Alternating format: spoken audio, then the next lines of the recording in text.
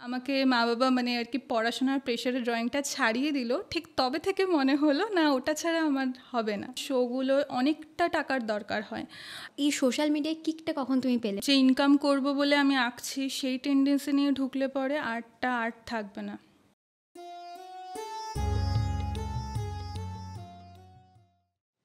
আমরা যারা ছবি আঁকি এই রং তুলির মধ্য দিয়ে অনেককেই আমরা চিনি, কিন্তু এই রং তুলির আড়ালে সেই মানুষগুলোর জীবনটা কীরকম, কতটা রঙিন, কতটা সাদা কালো, আজ তেমনই একটা মানুষের সাথে গল্প করব। নমস্কার, আমি সোমা ঘোষ, আপনাদের সকলকে স্বাগত আর্টচালায়, power by the design world. আর আজকে আমাদের সঙ্গে আমাদের আর্টচালায় আছে সৌমি। রাধে রাধে। সৌমি, বলো কেমন আছো? খুব ভালো। দারুণ। তো এবার একটু গল্প করা যাক। অবশ্যই। আচ্ছা, আমরা তো সবাই তোমাকে চিনি রং তুলি এসবের মধ্য দিয়ে, কিন্তু এর আসার আগে, এই রঙিন জীবনে আসার আগে তোমার জীবনটা কেমন ছিল? শুরুটা কিভাবে হয়েছে?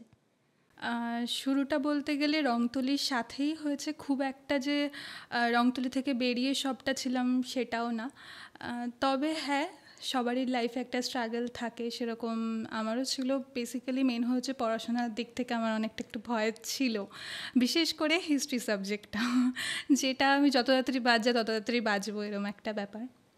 তো এটা কন্টিনিউ করার পর আমি ভাবতাম যে কবে হিস্ট্রিটা বাদ যাবে আমার পড়া থেকে। তো এইরকম করতে করতে অ্যাটলিস্ট আমি এটা ডিসিশন নিলাম যে ক্লাস 12-এর পর আমাকে একটা কিছু আর্ট ফিল্ডে ঢুকতে হবে। আর এটারও পেছনে অনেকটা গল্প আছে, শুনতে চাই গল্পটা। অনেকটা গল্প বলতে আমার এই আঁকায় আসাটা ছোটোবেলা থেকে সবাই আমরা ড্রয়িং শিখি, ওরকমই একটা ছোটোবেলায় ড্রয়িং শিখতাম। শেখার পর যবে থেকে আর কি আমাকে মা-বাবা মানে আর কি পড়াশোনার প্রেশারে ড্রয়িংটা ছাড়িয়ে দিল, ঠিক তবে থেকে মনে হলো না ওটা ছাড়া আমার হবে না। তো তারপর যখন আমরা 12 পাস আউটের পর লকডাউনের পিরিয়ডটা, বিশেষ করে 2020, তো বাড়িতে বসে কি করব, ড্রয়িং করা, তারপর ধীরে ধীরে রিয়েলিস্টিক কাজ করা, এই করতে করতে ফেসবুক প্রোফাইল খোলা, ইউটিউবে পোস্ট করা, তারপর ধীরে ধীরে আপাতত সবার ভালোবাসা এখানে। আমি তোমাকে দেখেছি তোমার প্রোফাইলে তুমি ফ্যাশন ডিজাইন নিয়ে পড়তে। হ্যাঁ, তো অনেকগুলো টিভির অ্যাওয়ার্ড শোতেও আমি তোমার ছবি দেখেছি। ওগুলো আসলে কি, মানে কি গল্পটা? গল্প বলতে প্রথম কথা, আর্ট কলেজ অনেকটা দিন টাইম দিতে হয়, আর আমার 12-এর পর সেরকম কিছু করার খুব একটা ইচ্ছা ছিল না পড়াশোনার দিকে যাওয়ার। তো বাবা মার ইচ্ছে আমি গ্র্যাজুয়েশনে ভর্তি হয়নি সেটা বলবো না, সাথে সাথে আমি এটা খুঁজি। তো আমার একটা ফ্যাশনও মানে ইন্টারেস্ট ছিল ওটা 12-এর পর থেকে। তো সেখান থেকে খুঁজে ফ্যাশন ডিজাইনিং কলেজেও একটা ভর্তি হই। তো ওই পড়াশোনাটাকে কমপ্লিট করি, ওখানে মাস্টার্স করি, কিন্তু গ্র্যাজুয়েশনটা ছুটে যায় আমার। মানে ওখানে যখন আমি গ্র্যাজুয়েশন কলেজে লকডাউনের পর আমাকে ডাকে, মানে আমাকে ডাকেনি, ফর্ম ফিল আপ বা এরকম কিছু কারণে, তো ওখানে যখন যাই তখন আমার ওখানে গিয়ে মানে এরম জায়গায় আমাকে এত বছর আসতে হবে, মানে একটা কীরকম একটা লাগছিল। তো আর্ট জিনিসটা নেই, হাতের কাজ জিনিসটা নেই, সেটা কোথাও একটা মিস করছিলাম। ওখান থেকে ফ্যাশন ডিজাইনিং কমপ্লিট করা। ফ্যাশন ডিজাইনিং আর এটাও আমার মধ্যে ছিল, কারণ শোগুলো অনেকটা টাকার দরকার হয় একটা শো করতে। তো ওটা আমার মধ্যে ছিল, যদি কখনো কেউ ফ্রিতে বলে সেক্ষেত্রে আমি হয়তো যাব। তো কলেজ থেকে যখন এরকম একটা কিছু অ্যারেঞ্জ হয়, যেটা কলকাতার হলিডে এনেছিল, তো ওখানে অ্যারেঞ্জ হয়েছিল, যারা কলকাতার মধ্যে কিছু আর্টিস্ট আছে, তো সেখান থেকে আস্তে আস্তে 30 জনের মধ্যে থেকে সিলেক্টেড হয়ে 12 জন, ওখান থেকে 5 জন। তো ওখানে ওটা ফ্রি ছিল এন্ট্রিটা, তো তার জন্য আমার ওখানে মেনলি যাওয়া। কি কাজ করতে হতো ওখানে শোগুলো বলতে ফ্যাশন শোই হয়, মানে মেন হচ্ছে আমার একটা ইচ্ছা ছিল আমি ওই ডিজাইনিংয়ে যে টি শেপের যে আর কি স্টেজটা হয় ওটাই আমি উঠবো, সে ওটা মডেল দিয়েই হোক আর ডিজাইনিংয়েই হোক, ওটা আমার একটা ইন্টারেস্ট ছিল। তো মডেলে যেহেতু একটা হাইট রিকোয়ারমেন্ট হয়, তো সেটা যেহেতু একটা কোথাও না কোথাও কম ছিল, তার জন্য দিকটা ডিজাইনিংয়েই ঢুকে যাচ্ছে। আর ডিজাইনিংয়ে ঢুকেছে, সেখানেও কিছু ইলাস্ট্রেশন পার্ট এসছে, যার জন্য খুব মানে ওখানে গিয়েও আমি অনেক কিছু শিখেছি আর্ট রিলেটেড। তো ওই ফ্যাশন ডিজাইনিংয়ে ওই কারণে ওটা কমপ্লিট করে কোথাও না কোথাও সোশ্যাল মিডিয়ায় সবার ভালোবাসা পেয়ে তারপর এইদিকে চলে আসা। বেশ। আচ্ছা, এই সোশ্যাল মিডিয়ায় কিকটা কখন তুমি পেলে? মানে ধরো তোমাকে পরিচিত হতে মানুষ কখন থেকে শুরু করলো?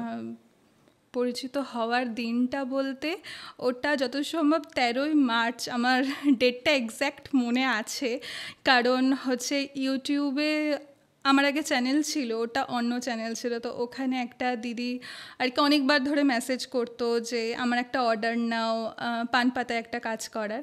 তো আমি অর্ডারটা নিয়ে অনেক দিন পর 4 মাস পর হয়তো তাকে অ্যান্সার দিই, ফোন নাম্বারও প্রোভাইড করে, ওখান থেকে হোয়াটসঅ্যাপে কথা হয়। তারপরে আমার দিদিটা আমাকে একদিন মেসেজ করে বলে যে তুমি তো আমার পান পাতাটা করছোই, একটা কিছু দেখো না যদি নতুনত্ব গাছ কৌটোতে কিছু করা যায়।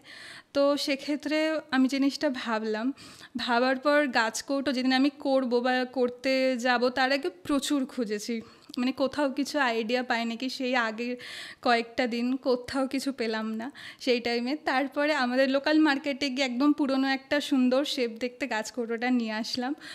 নিয়ে আসার পর সারাদিন অনেকক্ষণ ধরে খেটে পুরো দিন চলে গেছিলো। তারপরে খাটার পর আমাকে আমার বাবা বলে যে এত খাটনির কী দরকার, সারাদিন একটা, এটা তো নর্মাল একটা জিনিস। তো আমি বললাম ঠিক আছে, কোথাও না কোথাও তো কিছু হবে, রিটার্ন পাবো। তো ওই ভিডিওটা পোস্ট করার পর থেকে ঠিক সেই দিন থেকে এত লোকের মেসেজ, এত কিছু, এই 2 বছর দেওয়ার পর তারপর থেকে আজ তারপর থেকে গাছ কৌটোর শুরুটা ওখান থেকেই, আর থামা নেই, চলতেই শুরু করেছে আপাতত। এখন জিনিসটা সবার কাছে গেছে, মানে সবাই ওখান থেকে ইনকাম করছে, এটা খুব ভালো ব্যাপার। এই আঁকার জগতে আসার পর এমন কিছু পরিস্থিতি হয়েছে যে যেটা দেখে বা যে পরিস্থিতির সম্মুখীন হয়ে তোমার মনে হয়েছে যে না এখানে কিছু হবে না, ছেড়ে দিতে হবে, এবার নতুন করে অন্য কিছু ভাবতে হবে? মানে বলতে গিয়ে কি এই আঁকা ব্যাপারটা অনেকটা আমি জিদে শুরু করা যে না আমাকে এই ফিল্ডেই করতে হবে। তো যাই আসুক না কেন তখন আমার এটা মনে হয় যে না ওটা তো টেম্পোরারি, আমার আঁকাটাই পার্মানেন্ট থাকবে আমার কাছে। এসছে অবশ্যই ক্লায়েন্টের সাথে কথা বলে, এরকম কিছু ক্লায়েন্টের কথাবার্তা যেটা বিশেষ করে খুব গায়ে লাগে, যেহেতু বিজনেস যারা করছে তাদের সবারই ওটা বুঝতে পারবে। না বলো, ওপেনলি বলো, আমরা শুনতে চাই পুরোটাই। হ্যাঁ সেটা হয়েছে, মানে কিছু কিছু সময় যখন ক্লায়েন্টদের কিছু ওরা চাইতো যে এটা এরকম হোক, কিন্তু সেরকম টাইপের হয়তো পোর্ট্রেট গাছ কোটোই বলছি, যে ছবি পাঠালো, ছবি পাঠানোর পর আমাকে বললো যে এটা ধরো সাইড ফেস পাঠালো, সেটাকে আমাকে ফ্রন্ট ফেস করতে বললো। তো সেটা আমাকে খালি ওটা একটা মেসেজ করে দেওয়া। তারপরে যখন আমি আবার ওকে যেরম ফেস পাঠিয়েছি সেটাই আমি করি, কারণ আমি 2-3 মাস আগে অর্ডার নিতাম। তারপরে আমি আবার ওটাকে শুরু করার পর 3 মাসে আর কি অলমোস্ট ভুলে যাওয়া। তারপরে আমাকে বলে যে দর্শনা বণিকের গাছ কৌটোর যে শেপটা ওই রকম কেন করনি, তো এইরকম কিছু কিছু জিনিস, যে ফ্রন্ট ফেস কেন করনি, তখন আমি তাকে বলি যে কেন তুমি তো সাইড ফেস দিয়েছিলে বা এরকমই। তো এই নিয়ে একটা কথা কাটাকাটি হয়, কিন্তু আমি সেরকমই কিছু বলি না, অ্যাটলিস্ট আমি থেমে যাই, তারা হয়তো উল্টো দিক থেকে বলে, তারপর আমি এটা বলি ঠিক আছে থাক, নিতে হবে না। ফেস ম্যাচ খাওয়া সত্ত্বেও সাইড ফেস হওয়াতে হয়তো এরকম কিছু হয়েছে, এটা তো গেল এক। তারপরও কুরিয়ার নিয়ে অনেক প্রবলেমে পড়তে হয়েছে আমাকে অনেকবার, কোথাও গিয়ে পার্সেল হয়তো চুরি হয়ে গেছে কুরিয়ার পাঠিয়ে গাছ কৌটো। হ্যাঁ এই জন্য আমি একটুখানি আসাম সাইডে কুরিয়ার পাঠানো পছন্দ করি না। অনেকবারই, যে 3বার মোটামুটি আমি পাঠিয়েছি, পার্সেল চুরি হয়ে গেছে, না তো আমার কাছে রিটার্ন এসছে, তখন খুব কষ্ট হয়। লাস্ট কয়েকদিন বিয়ের টাইম, তাদেরও কষ্ট অবশ্যই যাদের বিয়ে। পার্সেল চুরি হয়ে যাওয়ার পর কি তুমি আবার পাঠিয়েছিলে? হ্যাঁ ওটা আমার থেকে থাকে, কিন্তু কিছু করারও নেই।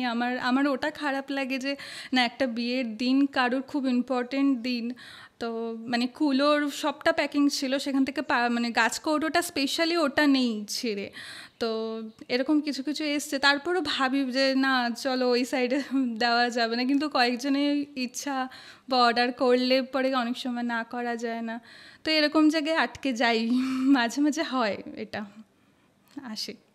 বুঝলাম। পরিবারের সাপোর্টটা কি শুরু থেকেই ছিল এই সমস্ত দিকে? সাপোর্ট বলতে শুরুর একদম ড্রয়িংয়ের পার্টটা তো ছিল, কিন্তু এটাকে প্রফেশন হিসেবে বেছে নেওয়ার টাইমটা একটা খুব টাফ হয় সবারই, কারণ এই মুহূর্তে দাঁড়িয়ে জবটাই সবার কাছে। তো হ্যাঁ ওই জায়গাটা একটু স্ট্রাগল করতে হয় যে না আমি এটাই করব বা এই দিকেই থাকবো, সেটা একটুখানি সবারই করতে হয়, ওটা আমারও করতে হয়েছে। আর শুরু করার পরও স্ট্রাগল করতে হয়েছে, বিশেষ করে যেটা আর্টিস্টদের মানি প্রবলেমটা, এটা অ্যারেঞ্জ করাটা একটু টাফ।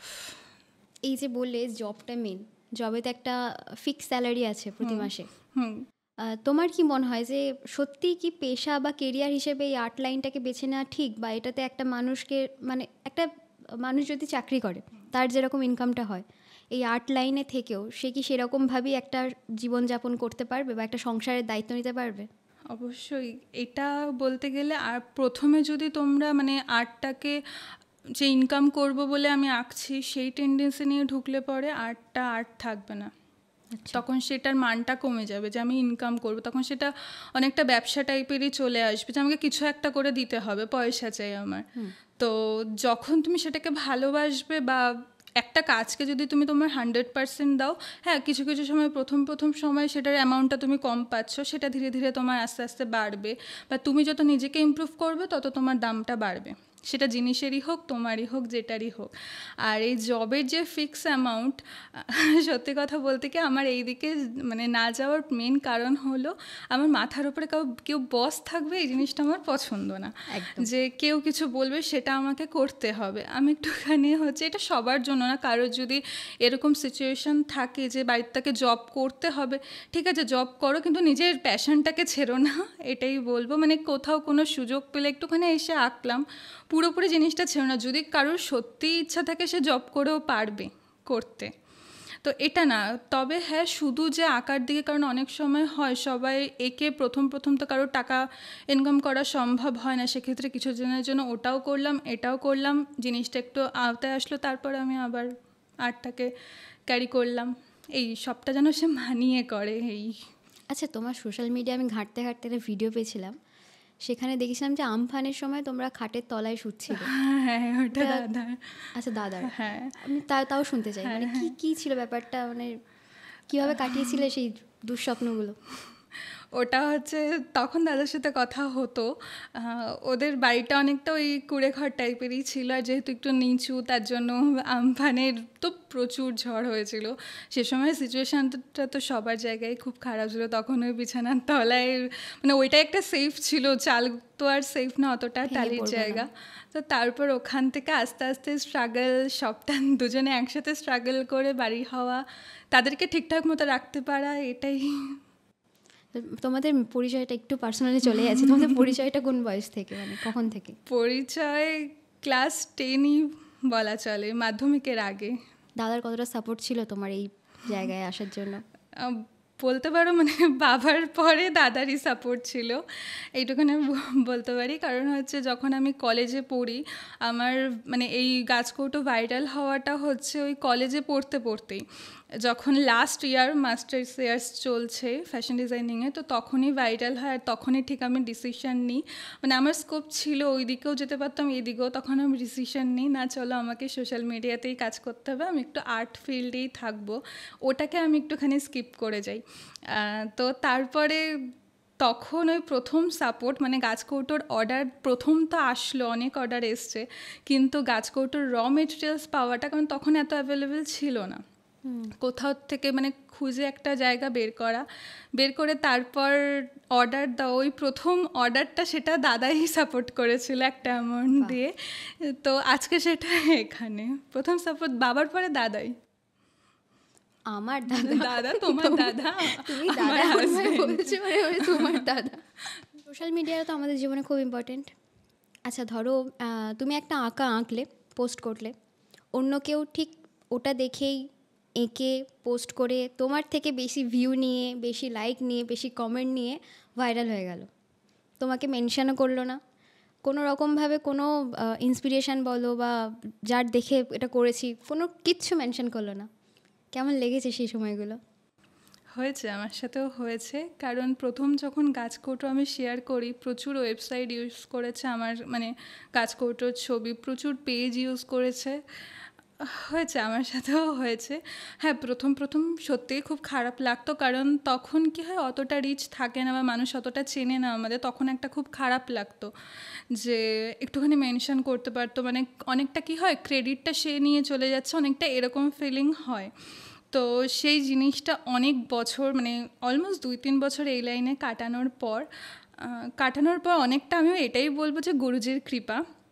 একটা টাইমের পর এটা ফিল করেছি যে কাজ কপি করা ওরমভাবে সম্ভব না, মানে সম্ভব না আমার হাতের কাজ নেওয়া, সেটা সম্পূর্ণ আমার নিজের, যে যেটা করবে সেটা তার নিজস্ব স্টাইল, সেখানে যদি আমাকে 2-4 জনও চেনে সেটা আমারই থাকবে।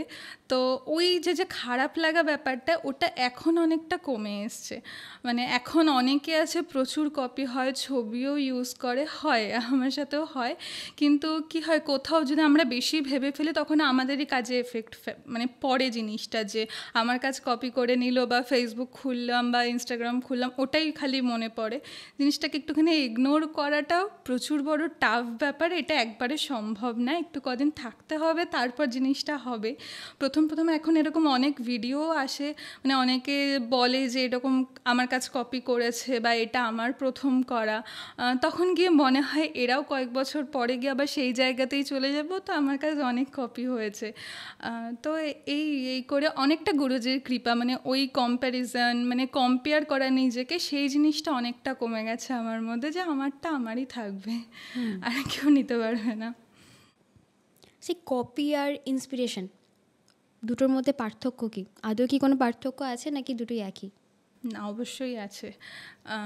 কপি বলতে কপি করা খুব একটা সম্ভব না, মানে কারোরই সেরকমভাবে খুব একটা সম্ভব না। কেউ যদি দেখে কোনো কিছু করে প্যাটার্নটা নিতে পারে, কিন্তু কাজ করতে গিয়ে অলমোস্ট একটু এদিক ওদিক করে ওটা নিজেরই হয়ে যায়, পুরোপুরি কপি আনা সম্ভব নয়। হ্যাঁ, অনেকে করে, অনেকে আছে যারা অ্যাকুরেট কপি করে, মানে পুরোপুরি একদম দেখে যেরকম সেরকমই কপি করে দেবে, ওটা আমার সাথেও হয়েছে।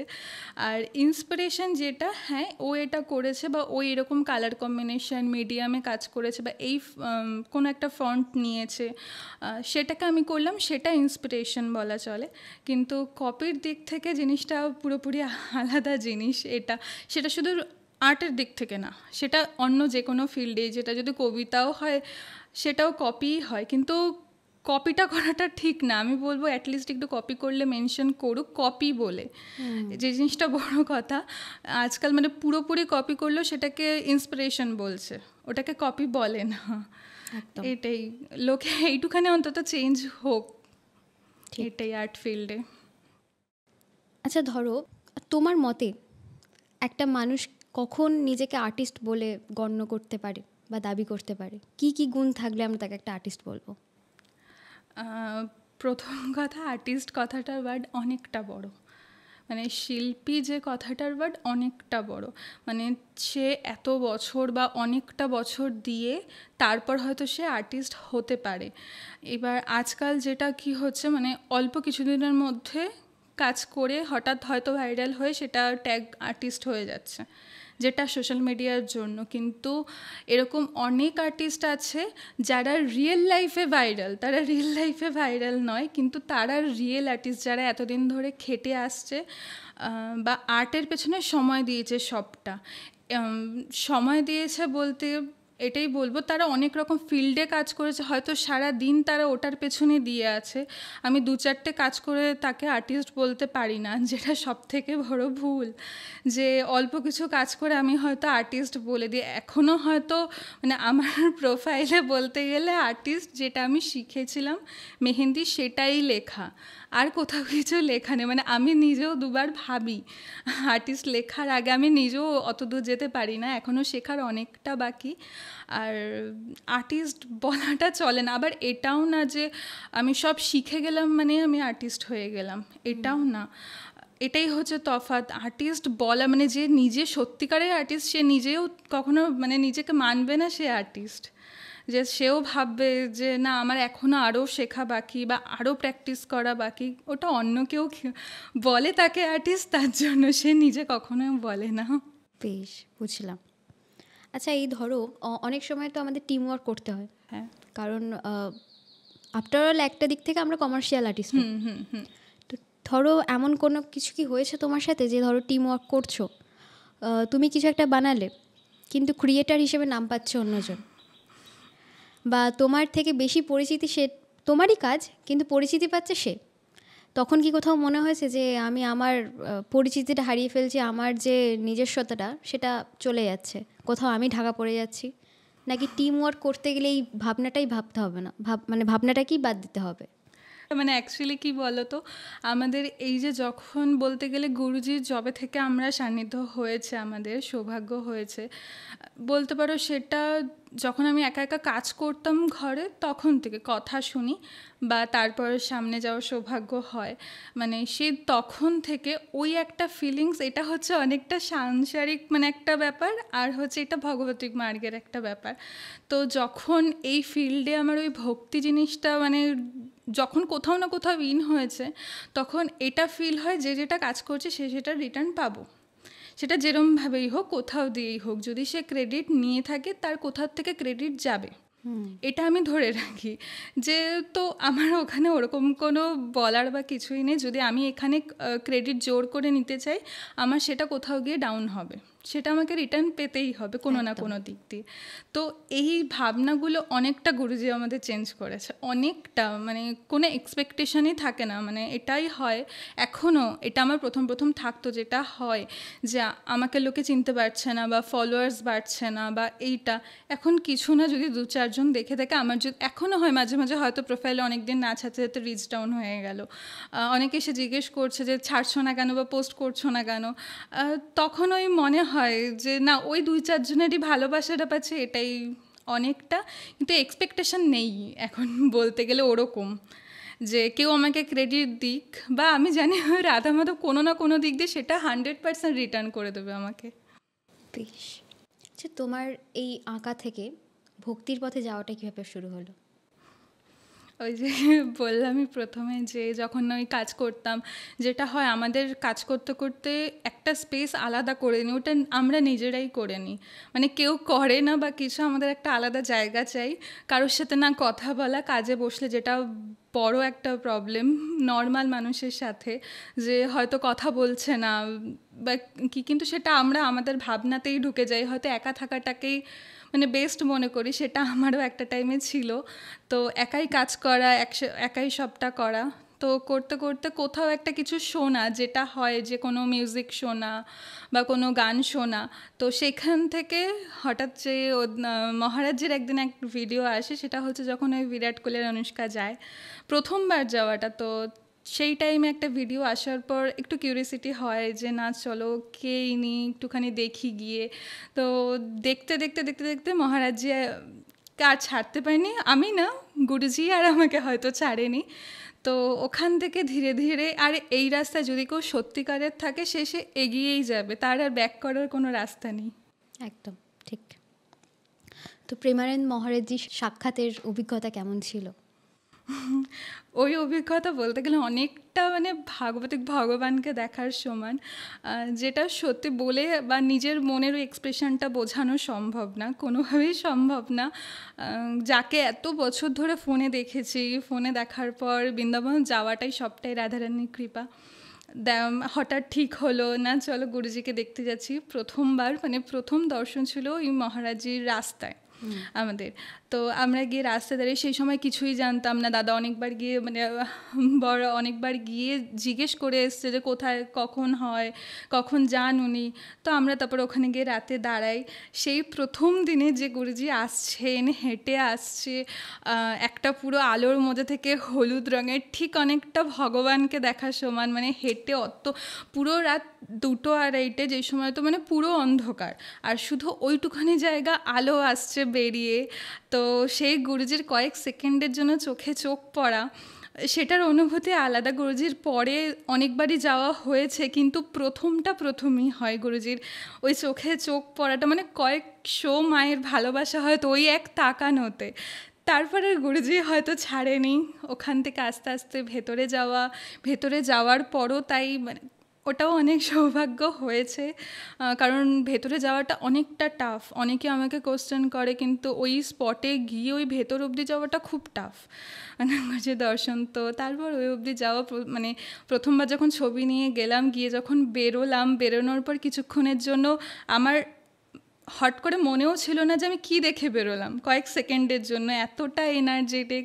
মানে গুরুজিকে যতটা ফোনে দেখে লোকে চেঞ্জ হচ্ছে, সামনে গেলে তার থেকে অনেক গুণ বেশি গুরুজি।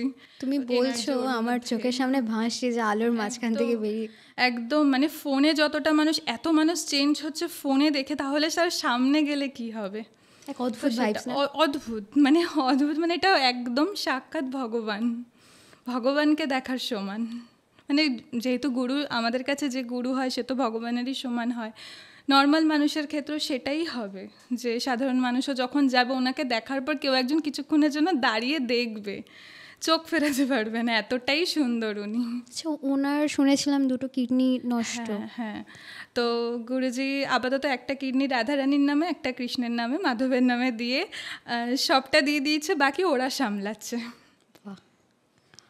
শুনেছিলাম উনি যে কথা বলেন, তো যেহেতু কিডনি দুটো নষ্ট, জল খেতে খুব একটা পারেন না, ওনার পাশে নাকি একটা ভেজা রুমাল থাকে যেটা নিয়ে একটুখানি মুখটা মুছে, আমাদের কিছুক্ষণ কথা বলতে গিয়েই হয়তো অনেকবার জল খাচ্ছি বা এরকম, সে সারাদিন ওইটুখানি জ্বরেই থাকে। তো এটা রাধারানীর পাওয়ার ছাড়া আর কিছু না। সত্যি কীভাবে সম্ভব? এটা রাধারানীর, বৃন্দাবনে ওনাকে বাঁচিয়ে রাধারানী সবটা ধরে আছে, ওনাকে একদম হাতে ধরে নিয়ে আসে রাধাকেলি কুঞ্জে। উনি এটা বারবার বলেওছেন অনেক ভিডিওতেই, যে রাধারানীর জন্যই সব, নয়তো নিজের জন্য হলে কবে বন্ধ করিয়ে দিত সব কিছু। কিন্তু সবটাই রাধারানী, এত মানুষ চেঞ্জ হচ্ছে হয়তো অবশ্যই রাধারানী চাইছে তার জন্য। তুমি যে ছবিটা দিয়েছিলে দেখলাম, ওই ছবিগুলো কি ওখানে আছে? হ্যাঁ, প্রথমবার যে ছবিটা নিয়ে যাই বাড়ি মহারাজজি, মানে মহারাজজির যে গুরু, তো তার রাধারানীর আর রাধাবল্লভ লাল ইষ্টদেবতার যে ওনাদের, তো ওই ছবিটা নিয়ে যায়, ওটা ওখানে প্রথমবার নেয়। আর প্রথম কথা, গুরুজির সামনে গিয়ে আমার বলার মতো কিছু থাকে না, মানে সব কিছু ভুলে যাই আমি কয়েক সেকেন্ডের জন্য, খালি এই কথাটাই বলতে পেরেছিলাম যে ছবিটা নেবে নাকি, তো অ্যাকসেপ্ট করেছে। আর পরে যে কটা নিয়ে যাই, সেটা যেহেতু এখন ওখান থেকে নিচ্ছে না সামনাসামনি, কিন্তু পেছনে কোথাও দিয়ে রাধাকেলি কুঞ্জেই আছে। আচ্ছা, আমরা তো তোমাকে স্ক্রিনে দেখেছি যে তুমি মহারাজের কাছে যাচ্ছ, ছবিটা দিচ্ছ, তারপর বেরিয়ে যাওয়ার পরেরটা এটা শুনতে চাই, ওটা দেখতে পাই না, ওটা শুনতে চাই। হ্যাঁ, বেরিয়ে যাওয়ার পরে বলতে গুরুজির ওখান থেকে একটা চুনরি প্রসাদ দেওয়া হয়, তো সেটা দেয়, প্রসাদই দেয়, কিন্তু ওখানে কিছুক্ষণ থাকা হয়, ছবি দেওয়ার সময় কিছুক্ষণ দাঁড়ানো হয়, কিন্তু ওই দাঁড়ানোটাও কোথাও না কোথাও গিয়ে কম মনে হয়, যে আরেকটু যদি দেখতে পারতাম গুরুজিকে, ওটা একটা মানে ক্ষোভ থেকে যায় যতক্ষণই বসি না কেন। তো তারপর হচ্ছে ওখান থেকে বেরিয়ে যখন ওই চুনরি নিয়ে ওখানে, কারণ যেখান থেকে বের করে আমাদের সামনে পরের দিনের জন্য লাইন দেওয়ার জন্য অনেকে বসে থাকেন। আচ্ছা, ওরা সবাই ওই নিচেই বসে থাকে, তো আমরা তারপর ওখান থেকে বেরোলাম, আর বেরোনোর ওই জায়গাটা হচ্ছে সবাই বেশ তাকিয়ে থাকে, মানে সবার কাছে ওটা একটা অমূল্য জিনিস, যে চুনরি পরে বেরোচ্ছে, ওটা একটা অন্যরকম। আর বেরোনোর পর সত্যি কথা বলতে কাউকে চোখে পড়ে না, ওটা একটা নিজের আনন্দে চলে যাওয়া হয়। আর প্রথমবার ওটা পাওয়ার পর তো আমি কাউকে ফোন করিনি, কারোর সাথে কথা হয়নি, ভেতরে কি হয়েছে সেটাও আমার হাজব্যান্ড কিচ্ছু জানে না, ওটা খালি আমার নিজের মধ্যেই একটা কিছুক্ষণ আমার অ্যাকসেপ্ট করতে টাইম লেগেছে ওটাকে, যে গুরুজিকে সামনে থেকে দেখে একদম মানে স্বর্গের সুখ ওখানে কম মনে হবে, এটাই অসাধারণ। আচ্ছা, ধরো বৃন্দাবনে ঘুরতে গিয়ে, বৃন্দাবনের বিভিন্ন যে পুকুর, বাড়ি, মানে বাগান টাগান ঘোরার সময় কখনো মনে হয়েছে যে কিছু একটা অনুভব করছি যেটা বিজ্ঞান বুদ্ধি যুক্তর্ক দিয়ে বিশ্লেষণ করা যাবে না? এবার প্রথম কথা হচ্ছে, গুরুজি আমাদের আসার পর এটা শিখিয়েছে ভক্তিমার্গে, মানে জন্মানোর পরের কৃষ্ণের বা অন্য করে এই যে এত কিছু, এই উপাসনাটা হচ্ছে পুরোপুরি একদম নিকুঞ্জের উপাসনা, যেখানে ওরা সত্যি সত্যি থাকে, তো সেখানের উপাসনা। তো ওই এক্সপেকটেশনটা মানে অনেকটা এখন চলে গেছে, কারণ সবার মধ্যেই ওনারা আছে, যদি কেউ কিছু আমাকে হেল্প করে থাকে সেটাও তার দ্বারাই হেল্প হচ্ছে। তো ওই যে লীলা, এটা আমি সবসময় বলি, বৃন্দাবনে যবে থেকে টিকিট কাটা হয় সেদিন থেকে লীলা শুরু হয়, যে টিকিট কাটে তার থেকেও শুরু হয় একদম বাড়ি ফেরা অবধি, কোথাও না কোথাও গিয়ে হয় কিছু না কিছু। বৃন্দাবনে ওটা হামেশাই হয়ে থাকে, আর অনেকে ফিল করেও, এখনও ফিল করে। আর আমরা ওখানে এতবার যাই, অনেক জায়গায় অনেক ছোটোখাটো হেল্প হয়েছে, কোথাও যমুনার পাড়ে নামতে গিয়ে হট করে ভয় পাওয়া, সেই সময় কেউ হাত ধরিয়ে আসো বা বলে নামিয়ে ধরে দাঁড়ানো, এগুলো অনেকটা হয়েছে মন্দিরের ভেতরে দর্শন, কোথাও গিয়ে কেউ একটুখানি ফাঁকা দিয়ে দেওয়া যে না এবার একটুখানি দর্শন করতে পারবো, তো এরকম অনেক হয়েছে। বিশেষ করে ওখানকার বাদরগুলো এটা তো পুরোপুরি ফিল করায়। আমি একটা ছোট জিনিস কিনে হাতে ধরে রয়েছি, ঠিক জিনিসটা এই পুচকু হবে, কালো রঙের প্যাকেট। ও রাধারানীর জন্য একটা চন্দ্রিকা কিনেছিলাম, রাধারমণ মন্দিরের সামনেই এমনি নর্মালি দাঁড়িয়ে রয়েছি, আমি নিজেও ব্ল্যাক ড্রেস পরা, প্লাস্টিকটাও ব্যাগ ওটা পুরো ব্ল্যাকই, চুল আমার খোলা, আমি পেছন দিকে হাত দিয়ে দাঁড়ানো, দেখার কোনোভাবে মানে কথাই না, অপশানই নেই। ওখান থেকেও টেনে নিয়ে চলে গেল, নিয়ে চলে গিয়ে আবার ঘুরে দেখছে যে আমি আসছি নাকি নিতে, কেউ আসছে না কেন, মানে ওর ওটাই কিউরিয়াসিটি ছিল। আশেপাশে লোকজন বলছে তোমার কি ফোন নিয়ে গেছে এরকম, না না যার পছন্দ হয়েছে সে নিয়ে গেছে। তো এই হচ্ছে। তারপরেও ওখানে কিছু জুয়েলারি আমি যেরকম খুঁজতে যাই, মার্কেটগুলোয় ঘুরি, কোথাও পাইনি, অনেক খুঁজে টুজে রাধারমণ মন্দিরে একদম ভেতরে গিয়ে দেখলাম গোল্ড প্লেটেড মানে গোল্ডের জুয়েলারি উনি নিজেই পরে আছেন। তো এরকম অনেক কিছু হয়েছে। যেমন শ্রীকৃষ্ণ সেরকম তার বাদরগুলো অবশ্যই, একদম ওটা একদম। আমরা অযোধ্যায় যেইবার গেছিলাম ওগুলো অতটা না, ওটা একটু শান্ত রামের মতো, এটা পুরোপুরি বাদরগুলো শ্যামের মতনই। ওখানে তোমার একটা ভিডিওতে শুনছিলাম তুমি বলছিলে যে শ্রীকৃষ্ণ খালি পায়ে হাঁটে, তোরা কেন জুতো পরে হাঁটবি, সেজন্য বাঁদরগুলো জুতো চুরি হয়। হ্যাঁ, চশমা চুরে খালি চোখে দেখ, এরকম একটা ব্যাপার চলে ওদের মধ্যে। কোনো কিছু নিয়ে যাওয়া যাবে না, আগে ওদেরকে দিয়ে চলো প্রসাদে করিয়ে, বডিগার্ড হয় একদম। বার্সানা, আচ্ছা বার্সানার ঘটনা বলো। ওখানে শুনেছি রাধারানী না চাইলে কেউ তার দর্শন পায় না। না, পুরো বৃন্দাবনই তাই। মানে তুমি মথুরা থেকে ঘুরে আসবে কিন্তু বৃন্দাবনে তোমার পা রাখতে পারবে একমাত্র রাধারানীর বলাতে। আর তার মধ্যেও যদি যায় মানে 90% লোক হয়তো গেলেও বৃন্দাবন, তার মধ্যে 10% হয়তো বার্সানা যেতে পারে। তো যাওয়ার সৌভাগ্য হয়। ওটা একেবারে গেছিলে নাকি না তারপরে? হ্যাঁ, প্রথমবার যাওয়ার, প্রথমবারই রাধারানী বলেছে এসব। প্রথমবার হয়, প্রথমবার এমন লোকেদের সাথে যাই যারা হাঁটতে প্রবলেম হয়, তো তার জন্য আমরা একটু বিকেলের দিকে গেছিলাম। তো সবাই বলার পর আমরা রোপওয়ে ধরেই যাই, কিন্তু আমার ওখানে যে সিঁড়িগুলো হয় অনেকটা হেঁটে উঠতে হয় ব্রহ্ম পর্বতে। তো আমার ইচ্ছা ছিল ওই পর্বত মানে ওটার সিঁড়ির ওপর দিয়ে আমি উঠবো। তো সেইবার যেহেতু সবার ইচ্ছা ছিল তো সেরমভাবেই যাওয়া হয়। প্রথমবার গিয়ে চুনরি পাই ওখানে, আমি কোনো পুজোও দিতে যাইনি, কিছু না, কিন্তু ওই আমাদের যে আর কি ঘোরাচ্ছিল নিয়ে, তো সেই নিয়ে যে তার কোথাও চেনা জানা ছিল, ওখান থেকে চুনরি দেয়, শোলা শৃঙ্গার দেয়, পাই রাধারানীর কৃপায়। তো পাওয়ার পর ওটা প্রথমবার। দ্বিতীয়বার আমরা একদম হেঁটে সকালবেলা পুরোপুরি মানে বার্সানায় হেঁটে উঠি, ওখানে মোড় কুঠি, এগুলো মোটামুটি ঘোরা সৌভাগ্য রাধারানী করিয়েছে। গোলাপ খাঁর সমাধি দেখেছিলেন? না, আমরা অ্যাকচুয়ালি কি বৃন্দাবনে গেলে খুব একটা ঘোরার টাইম পাই না। প্রথম কথা হচ্ছে যাই কয়েকদিনের জন্য, হয়তো কাজের ফাঁকে, মেন হচ্ছে আমাদের এটাই বড় প্রবলেম, দুজনেরই যখন কাজের একটু ফাঁক হয় চলো কোথাও যাবো বৃন্দাবন ঘুরে আসি, এটা হয়।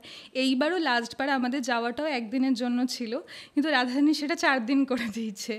তো ওখানে যাওয়ার পর কোথাও না কোথাও গুরুজির আশ্রমের ভেতরেই কেটে যায়, কারণ ওটা 24 ঘন্টা আগে আমাদের কুপন নিতে হয়। তো সেই কুপনে লাইন দিতে দিতে সেই দিনটা চলে যায়, আশেপাশেই ঘোরা হয়। আর বলতে গেলে সবথেকে প্রিয় জায়গা আমাদের, যদি কেউ মানে আমাকে যদি স্পেশাল কেউ বলে তো আমার হচ্ছে তাটিয়া স্থান। ওখানকার মানে এটা খুব গুপ্ত জায়গা, যেখানে কোনো ভিডিওগ্রাফি বা কোনো কিছু অ্যালাউ না।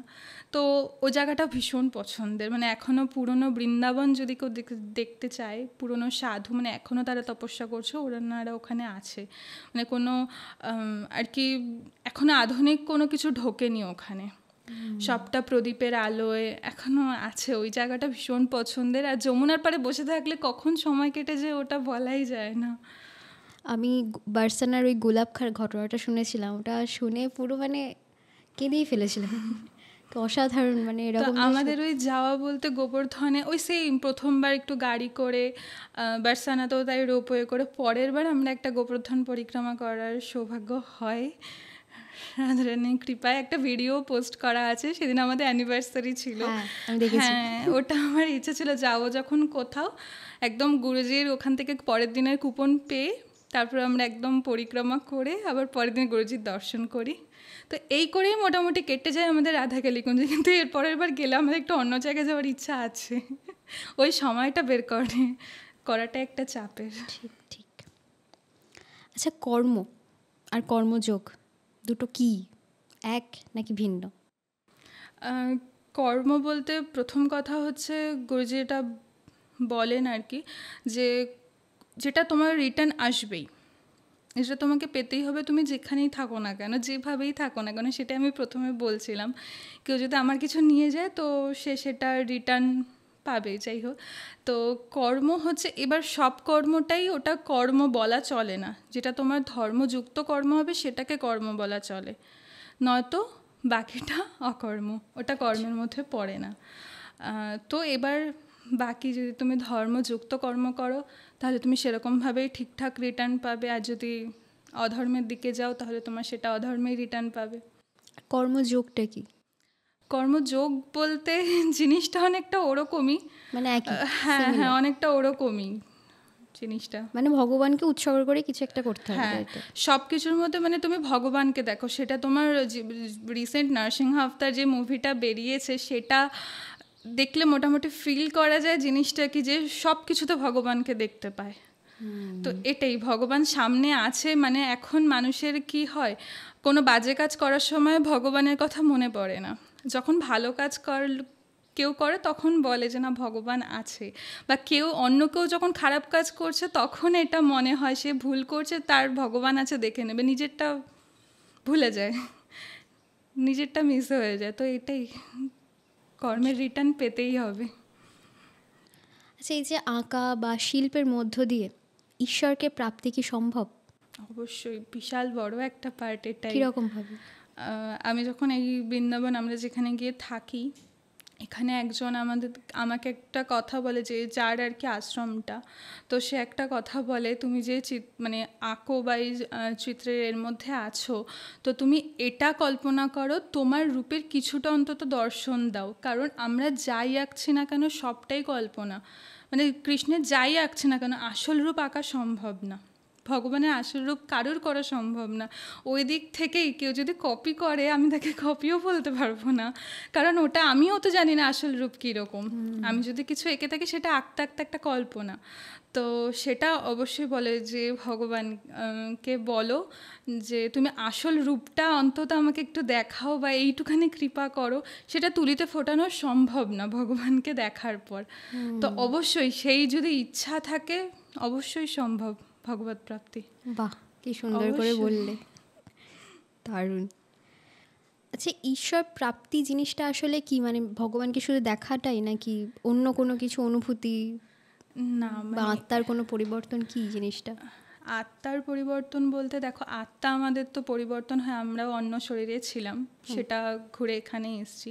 যদি আমি ডিফারেন্স বলি, একটা ছোট্ট ডিফারেন্স হচ্ছে, যারা এখন অনেক সময় অনেক তর্ক করে যে না ভগবান নেই বা যেটা হয় আর কি, তো এটা যারা বলে আমি এইটুখানি বিশ্বাস করি যে ওরা এখনও নতুন সোল কোনো।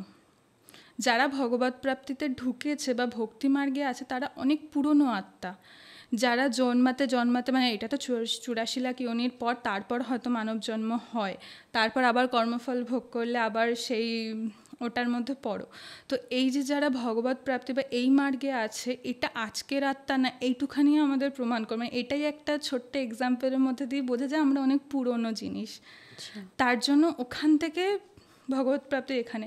আর ভগবত প্রাপ্তি বা এই জিনিসটা শুরুর থেকেই হয়, মানে যখন বাচ্চা 9 মাসের পেটে থাকে, তো গুরুজি বলেন যে কয়েকদিন মানে 7 মাস যবে থেকে ওর মধ্যে একটু প্রাণ আসে, সবটা ডেভেলপ হয়, সব কিছু হয়, তখন পেটের ভেতরেই ভগবানের দর্শন হয় একবার।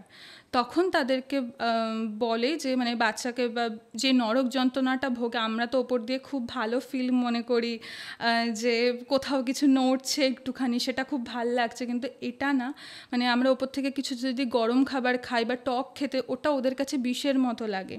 ঠিক নরক যন্ত্রণাটা পেটের মধ্যে ভোগে। আচ্ছা, 9 মাসের ওই যন্ত্রণাটা। তো ওখানে ভগবান একবার দর্শন দেয়, তখন ভগবানকে আমরা বলি যে ঠিক আছে, আমরা জন্মে ভগবান নাম করব, তোমার ধামে যাব, কিন্তু সেটা জন্মানোর পর সবাই সবটা ভুলে যায়। কারণ আমরা ছোটোবেলায় কী করেছি আমাদের নিজেদেরই মনে নেই, আমরা যে পেট সেটা কোনো দিনই মনে নেই।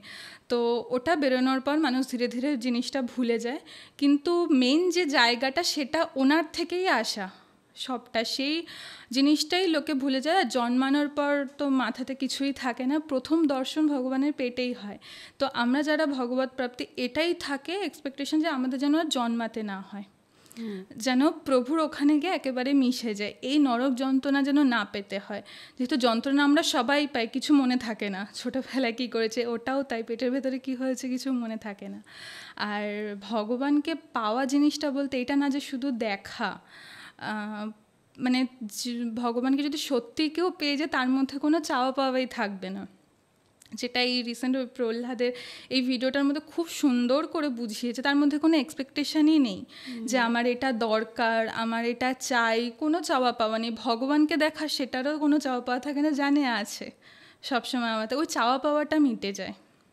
আচ্ছা আচ্ছা, এই যে তুমি বললে পেটের মধ্যে থাকতেই নরক যন্ত্রণাটা পায়, আমি সোল কন্ট্রাক্টের ব্যাপারে শুনেছিলাম, ওখানেই কি সেই সোল কন্ট্রাক্টটা হয়? আছে আছে, যে অনেকে আছে দেখো কয়েকদিন জন্মে হঠাৎ মারা গেল, ছোট বাচ্চা যেটা হয়, তো হ্যাঁ মা বাবা তো অবশ্যই সেটার একটা কষ্টটা তো আলাদা কষ্ট, কিন্তু ও ওইটুখানি টাইমের জন্যই এসছে, এইটুখানি এসছে, এই অ্যামাউন্টের টাকা স্পেন্ড করবে, কারণ তার কোথাও ঋণ ছিল আগের জন্মে গিয়ে, তো সেইটা সেখানে ফিরে আসে।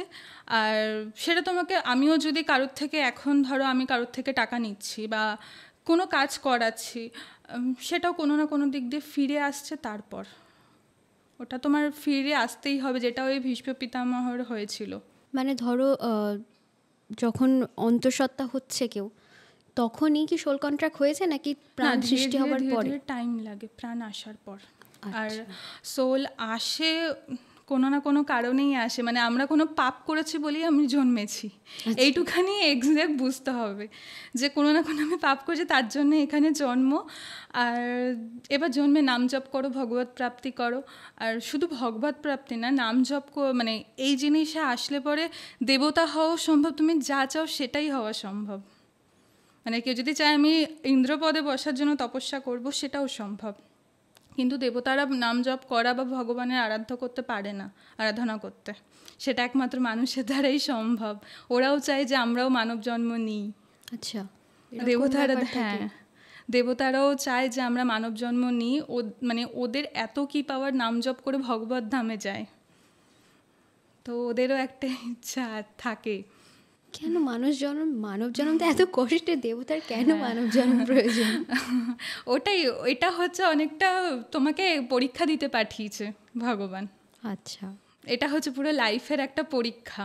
এবার সবটাকে যদি তুমি এটা ধরে নাও যে হ্যাঁ সবে তো ভগবান আছে, উনিই করাচ্ছে আমাকে, বা কেউ যদি আমাকে কিছু খারাপ কথাও বলে, যেটা হয় এখন, কেউ যদি কিছু খারাপ কথা বলে, ভগবানই বলাচ্ছে, কেটে যাবে, আমার পাপ কাটিয়ে দিচ্ছে।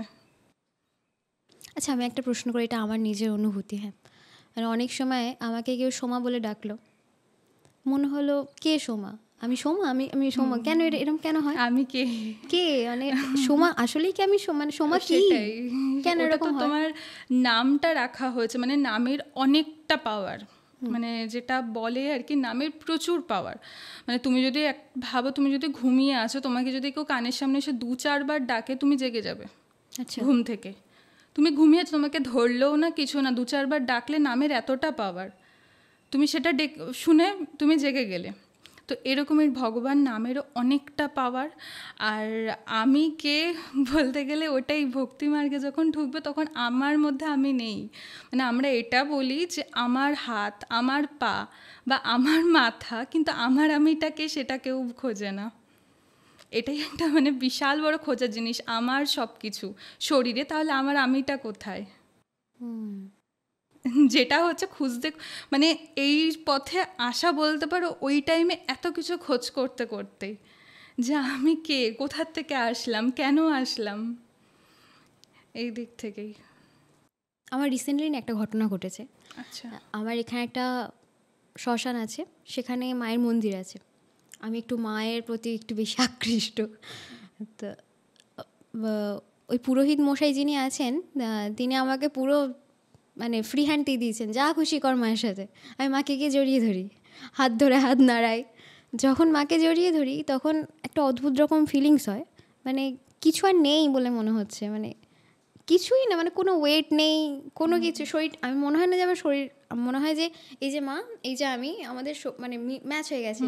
ওটাও মায়ের, মানে মূর্তিটাও আর কিছু নেই, আমার শরীরটাও কিছু না, মানে সব ম্যাচ হয়ে গেছে। এটা কি, মানে কেন হয়? ওটা বলতে পারো একটা এনার্জি কাজ করে, যেটা পজিটিভ এনার্জি হয়, একটা নেগেটিভ এনার্জি হয়। আর ভগবানকে দেখার বা একবার কেউ দর্শন পাওয়ার পর মানে তার মধ্যে আর কোনো ইচ্ছাটাই থাকে না, যেটা গুরুজির হয়েছে। তো দর্শন করার পর সে এক্সপেকটেশন চলে যায়, যদি সত্যি সত্যি কেউ দর্শন করে। তার জন্যই তো আমাদের একটা মানে মূর্তি একটা ধারণা করে ভেবে বানানো, যে ওই রকমভাবে বা কোনো নিরাকারে না করে সাকারে তুমি পুজো করো, যাতে কোনো একটা ধারণা আসে, সেখান থেকে যাতে আমরা ভগবত প্রাপ্তির দিকে এগোতে পারি। তো এটাই যে তার অবশ্যই যাকে তুমি রোজ খেতে দিচ্ছ, রোজ ফুল বেলপাতা দিচ্ছ, তার মধ্যে অবশ্যই ভগবান আছে। সেটা যদি তুমি একটা পাথরকেও করে, তার মধ্যে দিয়েও ভগবান প্রকট হবে। এটা তখন ওই ফিলটা কানেক্ট করা যায় ভগবানের সাথে, ওটা হয়। যারা এদিকে আছে তাদের মধ্যে হয়, আমারও হয়, অনেক জায়গায় হয়, একটা ফিল কানেক্ট করা যায়। মানে বিশেষ করে কিছু শৃঙ্গার করতে বসলে ওদের এটা হয়, ফিলটা অনেক সময় কাজ করে। তোমার বাড়িতে তো আমি দেখেছি তুমি রাধারানীকে খুব সুন্দর করে সাজিয়ে রেখেছো। ধর কখনো ঘরে একা আঁকছো, কিছু ফিল হয়েছে যে কেউ একটা মনে হলো ছোট বাচ্চার মতন সরে গেল, এরকম কিছু হয়েছে কখনো? ওটা বলতে পারো সবটাই যেহেতু আমাদের গুরুজির কৃপাতেই বলবো, সবটাই ওদের মধ্যেই। মানে যদি একটা ছোট ঘটনাও হয়, ওটা এমন কিছু বড় ব্যাপার না, নর্মাল, ওরা এটা করতেই পারে, ওদেরই ঘর। তো মানে এটা এখন হয়ে গেছে যে ওদের ঘরে আমরা আছি, আমাদেরকে দিয়ে করিয়ে নিয়েছে ওদের থাকার জন্য, ওরা আছে, আমাদেরকেও রেখেছে, ওরা ওদের মতো খেলে। এটা আমার মধ্যে চলে যে হ্যাঁ, সাজানোর সময় অনেক কিছু হয়, বাসি পড়ছে, এই পড়ছে, বিশেষ করে মোহনকে শোয়াতে গেলে প্রতিদিন একবার করে বালিশ ফেলবো, হয় এরকম ছোটোখাটো কিছু, অনেক কিছুতে ফিল করায়, কিন্তু ওটা এখন নর্মাল, ওরা তো আছেই। বুঝলাম, পরের জায়গা, পরের জমিন, আমরা এসছি, সেটাই এক্স্যাক্টলি। আমাদের আগেও লোকরা এখানে কেউ ছিল, তারা চলে গেছে, আমরা এসছি, কয়েকদিনের জন্য পাঠায়, আবার আমাদের নিয়ে নেবে, এটাই সত্যি। বুঝলাম। অনেকে বলে যে আমি মহাদেবের সাথে খুব কানেক্টেড ফিল করি, মায়ের সাথে খুব কানেক্টেড ফিল করি। মানুষ কখন মানে বোঝে যে আমি কানেক্টেড, বা কানেক্টেড ফিল হওয়া জিনিসটা আসলে কি? জিনিসটা আসলে বলতে তোমার ওই সেমই যে লীলাগুলো, বা সেটা যে আমার সাথেও হচ্ছে কোনো না কোনো, সেই একটা ধারণা এনে দেওয়া ওদের কৃপায় যে না আমি আছি, সেটা সবাইকে বোঝাবে না। যারা অনেকে হট করে প্রুফ চায় যে দেখাও, তাদের এত ক্ষমতা নেই তাকে দেখার, প্রথম কথা। মানে তার মধ্যে অত ক্ষমতাই নেই। তো যারা নামজপ করি বা আমরা যারা একটু আছি, তারা কোনো না কোনো দিক দিয়ে তারা কোথাও একটা টাচ করতে পারে, এটা তো সবটা উনিই করাচ্ছে, তো উনি ছাড়া আর কিছু নেই। তো কানেক্টেড মানে ওখানেই কানেক্ট হচ্ছে, যে সবেতেই ওনাকে দেখতে পাচ্ছি। আচ্ছা, বুঝলাম। আচ্ছা, তোমার এই যে শিল্প জীবনে কখনো হয়েছে যে এই আঁকাটা আমি আঁকতে চাইছি না, আমাকেই দিয়ে আঁকিয়ে নিচ্ছে, এই সৃষ্টিটা, মানে এই সৃষ্টিটা আমি করতে চাইছি না, আমাকে দিয়ে সে সৃষ্টি করে নিচ্ছে? হয়, এটা হয়। হয়েছে এমন কোনো আঁকা হয়েছে? হ্যাঁ, বিশেষ করে যে লাস্ট প্রথমবার আমি যে গুরুজির জন্য ছবিটা নিয়ে যাই, ওটা আমার 1 সপ্তাহ আগে ঠিক হয় যে না আমি কিছু নিয়ে যাব, কারণ আমাদের ডিসেম্বরে যাওয়া হয়। আবার যেহেতু অ্যানিভার্সারি মানে জানুয়ারির 31 তারিখ ছিল, তো আমরা ঠিক করি যে না আবার ওই টাইমটা গুরুজিকে দেখব, সামনে যাব। তো 7 দিনের মধ্যে ওরকমভাবে আঁকা শেষ করা কোনোভাবেই সম্ভব না, হয় না। কারণ সত্যি কথা বলতে কি, একটা আঁকা না জন্ম নেয়, ওভাবে না তৈরি হয় না। এবার অনেক আঁকা দেখবে কিছুটা হয়ে পড়ে থাকে, ওটা আর বসতে ইচ্ছে, যবে ওই ছবিটা নিজে চাইবে তবে তোমার হবে। এটা আর্টিস্টরা খুব ভালোভাবে ফিল করতে হবে। এটা আমার সাথেও হয়, কিছু কিছু ছবি এখনও হয়তো পড়ে আছে, যেটা শেষ হওয়ার নাম নেই। আবার আমি এখন একটা কাজ করি যে কিছু একটা কানেকশান এই জন্য ফেসবুকে পোস্ট বা কোথাও পোস্ট করে রেখে দিই, যে না আমাকে এটাকে শেষ করতে হবে, যে এটা যদি আমাকে একটু ঠেলে, মানে এটা এই কারণে না যে ফলোয়ার্সের জন্য বা ওরা দেখুক, এটা এই কারণে আমাকে এরপর শেষটা সবাইকে দেখাতে হবে, এটা যেন আমার মাথার মধ্যে থাকে। কিন্তু সেটা অনেক সময় হয় না, ওটা সম্ভব না। আচ্ছা ধরো তুমি ভেবেছো যে আমি এখানে লাইন টানবো, কিন্তু আঁকতে আঁকতে ওখানে লাইন হলো না, একটা কার্ভ লাইন হয়ে হয়, গেল। অনেক জায়গায় হয় যে এইটা ভাবলাম ওই সেই রাধারানীরই ফেসটা আমি হয়তো শুরু করেছি একটা ফেসের স্ট্রাকচার দিয়েছিলাম, কোনো চোখ মুখ কিছু এঁকে কালার করা শুরু করিনি, যা হবে ডিরেক্ট দেখা যাবে, তো এটা হয়। তো ওখানে যখন শুরু করেছি ফেসটা সারা দিন দিয়েছি, 3 থেকে 4 বার 7 বার 8 বার এরম মুছে আবার করেছি, যখন গিয়ে মনে হলো না স্যাটিসফাই, চলো ওটা ওরকম হয়, মানে কিছু কিছু জায়গা আমার ইচ্ছা থাকে না, হয়তো কোনোভাবে হয়ে যাচ্ছে, যেরকম রাধারানীর মুখটা ওটা চলে এসছে ওরমভাবেই আঁকিয়ে নিয়েছে। ওটা সবটাই 7 দিনের মধ্যে শেষ করে শুকিয়ে প্যাকিং করে ওখানে অবধি নিয়ে যাওয়া, ওটা ওদের ছাড়া আর কারোর হতে পারে না। বিশেষ করে অনেক ওইখানে যাওয়ার জন্যে একটা বড় অপরচুনিটি আমি পেয়েছিলাম ওখান থেকে, তো একটা সেবা দেওয়ার সুযোগ হয় মহারাজজিকে, তো সেই সৌভাগ্যটা হয়তো কোথাও না কোথাও একটা কানেকশান আছে রাধারানীর ওটার দিয়েই। আচ্ছা তোমাকে আমি দেখেছি ট্রেনে যখন যাও অনেক মানুষের সাথে পরিচয় হয়, একটা ছানার সাথে পরিচয় হয়েছিল, তখন মনে হয় না যে মানে তখন তোমার অনুভূতিটা কেমন হয় যে এরা আমাকে মানে পথে নিয়ে যাওয়ার জন্যই এসেছে, এরকম কিছু মনে হয়? ওই প্রথমবারের ফিলটা আমাকে খুব ভালোভাবে বোঝাচ্ছিল, মানে এক একটা পদে পদে আমি বুঝতে পারছিলাম যে যেন রাধারানী হাতে ধরে নিয়ে যাচ্ছে। আমাদের একটা টিকিট করা হয়, সেটা ওয়েটিং লিস্টেই থাকে, আগের দিন তৎকাল কাটা হয়, আর তৎকালটাও আমরা থার্ড অ্যাটায়ারে কাটি, যে যাব যখন ওরমভাবে কাটি। প্রথমবার দুজনে একসাথে ট্রেনে যাচ্ছি এত দূর, কারণ পরের দিন নামবো, থার্ড অ্যাটায়ারেই যাই, বাকি যারা ছিল ওরা স্লিপারে, ওদেরটা বুকিং হয়ে গেছিলো, আমাদেরটা হঠাৎ ঠিক আছে তোমরা যাচ্ছ আমিও যাব বৃন্দাবন, তো চলো, আর কোনো ভাবনাই নেই।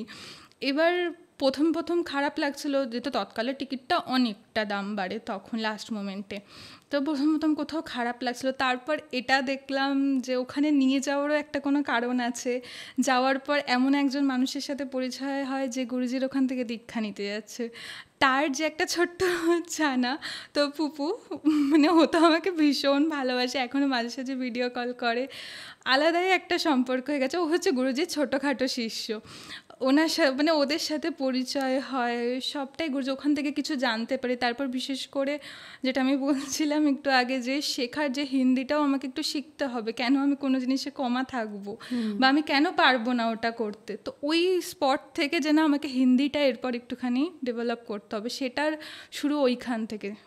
পুপু তো তোমাকে শিখিয়ে দিয়েছিল ওখানে কিন্তু হিন্দিতে কথা বলতে হবে। হ্যাঁ, ও একদম পুরো সব, মানে ওকে মারাঠি দাও, মারাঠি পারে, মানে ও সব দিক থেকে একদম এক্সপার্ট। বাহ, দারুণ। আচ্ছা একটা কথা বলো, বৃন্দাবনেতে অনেক জায়গা আছে যেখানে শ্রীকৃষ্ণের পায়ের ছাপ আছে, এই যে প্রায় তো বহু বছর হয়ে গেল, প্রায় শতাধিক, কিভাবে ওগুলোকে রেখেছে? মানে সত্যি কথা বলতে বৃন্দাবন যদি জায়গাটাকে বলো, এটা হচ্ছে তোমার রাধারানীর মনের একটা ভাবনা তৈরি করা জায়গা, সেটাকে এখানে নিয়ে আসা। কারণ কৃষ্ণের একটা অবতার নিয়ে লীলা করার কথা ছিল, মানে এখন যে কোশ্চেনগুলো হয় কৃষ্ণ তো এটা করেছে ওটা করেছে, সবটাই লীলার মধ্যে, কোনটাই ওরমভাবে না সত্যি বলতে পারবে না মিথ্যা বলতে পারবে, ভগবানের লীলা প্রথম কথা। এবার কৃষ্ণ যখন এখানে অবতার হলো, রাধারানীর প্রথমত আসতে রাজি হয়নি, তারপর যমুনা মহারানীকে আর হচ্ছে গোবর্ধন পর্বত এরকম আরও কিছু, যদি ওরা যায় তবেই রাধারানী এখানে আসবে, তো এটা ঠিক হওয়ার পর ওনারা আসে। আর বৃন্দাবন মানে হচ্ছে সবটা ব্রহ্মের রচিত, আমাদের যত পৃথিবী বা যাই দেখছো মানুষ বলো সবটাই, কিন্তু বৃন্দাবন যে জায়গাটা, সেই জায়গাটা হচ্ছে তোমার একেবারে রাধারানীর মনের ভাবনার জায়গা। এই জন্যই বলে, মানে রাধারানীর ডাক ছাড়া বৃন্দাবনে যাওয়া প্রথমত সম্ভবই না। আর তুমি যেখানেই যাও না কেন, ওখানে রাধাকুণ্ডে যাও, শ্যামকুণ্ডে যাও, আরও অনেক জায়গা আছে, গোবর্ধন আছে, আরও অনেক কিছু জায়গা আছে। গুরুজি বলেন এরকম যে কোথাও দেখবে কোনো জায়গার জল খুব ঘোলা করে রেখে দেওয়া বা একটু গন্ধ বেরোচ্ছে, হয়তো মানুষের হট করে যেতে মানে কেউ রাজি হবে না, যে আমি যাব ওখানে গিয়ে একটু আচমন করব বা স্নান করব, এগুলো রাজি হবে না। এটা হচ্ছে মানে ওপর থেকে একটা মায়া ছড়িয়ে রাখা, যে ওই মায়া ভেদ করতে পারলে তুমি আসল জায়গায় গিয়ে পৌঁছাতে পারবে, ওটা হচ্ছে নর্মাল মানুষ, মানে তুমি নর্মাল যেটা চোখে দেখছো সেটা সবটা সত্যি নয়, প্রথম কথা। তো ভগবানের এবার কিছু কিছু পার্ট আছে যেগুলো এখনও বাঁচিয়ে রেখেছে, যেন পুরোপুরি শেষ করে দেয়নি। আর যেহেতু এটা আমাদের কলিযুগ, আর কলিযুগ বলতে গেলে সব থেকে ভালো যুগ সব যুগের মধ্যে, সবাই বলে খারাপ না, সব থেকে সুবিধার যুগ এটা।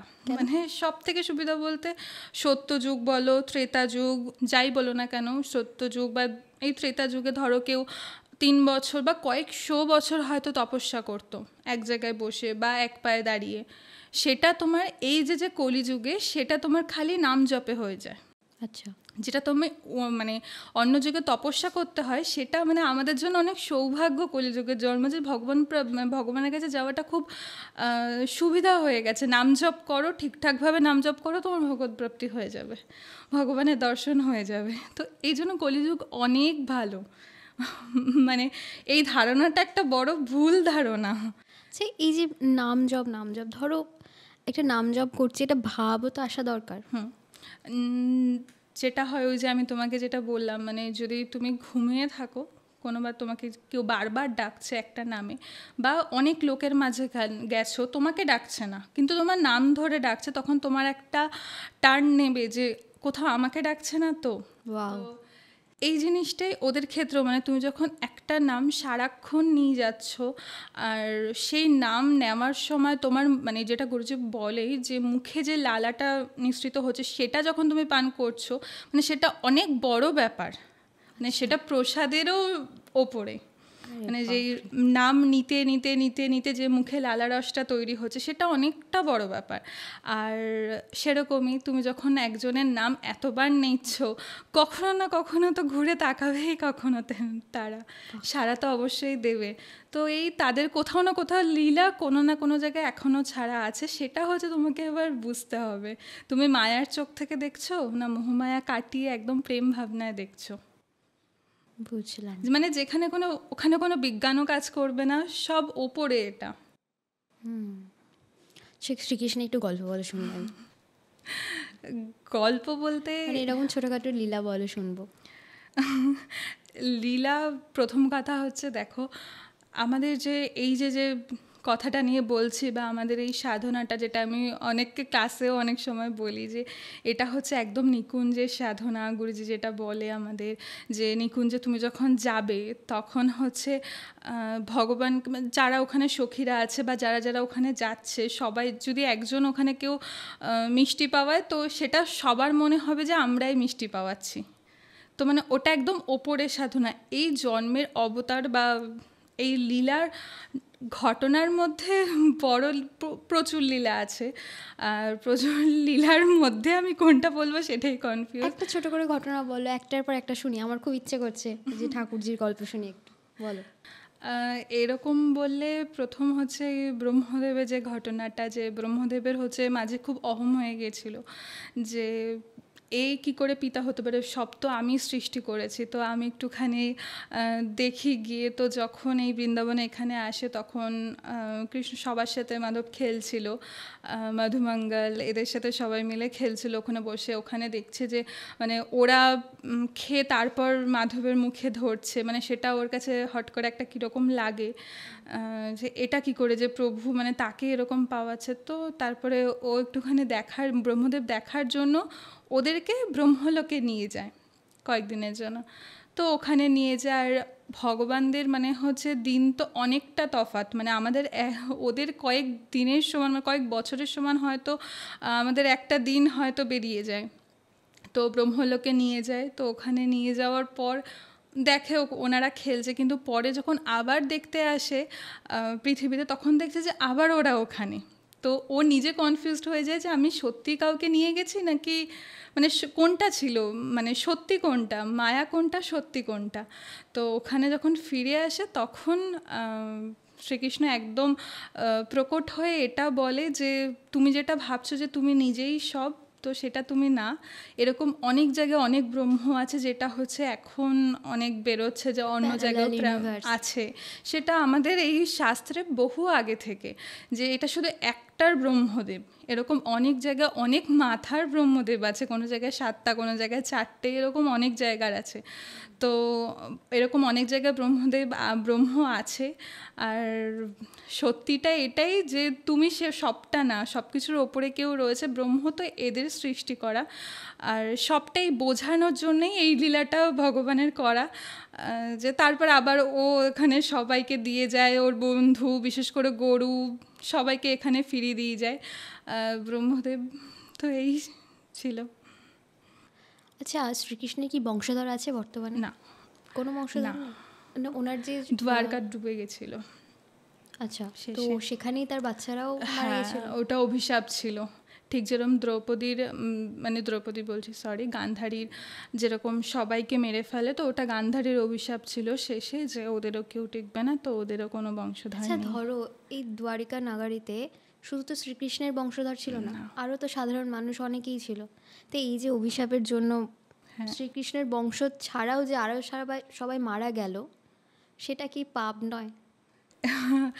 যখন যুদ্ধক্ষেত্রে, মহাভারতের যুদ্ধক্ষেত্রে এরকম যুদ্ধ হওয়ার পর শ্রীকৃষ্ণ যখন বারবারিকের কাছে, মানে যেটা এখন খাটু শ্যাম হয়ে রয়েছেন, তার কাছে নিয়ে যায়, গান্ধারী যখন খুব কাঁদছিল তখন ওকে ওখানে নিয়ে যাওয়া হয়। তখন ওকে জিজ্ঞেস করে, ও যেহেতু সবটা দেখেছে তাহলে ওই বলুক, মানে ও সবটা সত্যি বলতে পারবে যে শ্রীকৃষ্ণই আমার সব ছেলেদের মেরেছে।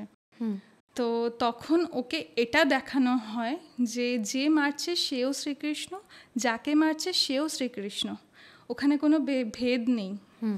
তো সবটাই প্রভুর লীলা, যে দ্বারকা নগরী কয়েক সেকেন্ডের জন্য হট করে তৈরি করা, কিছুদিন ওখানে কাটানো, তারপর আবার সব শেষ করে লীলা কাটিয়ে চলে যাওয়া।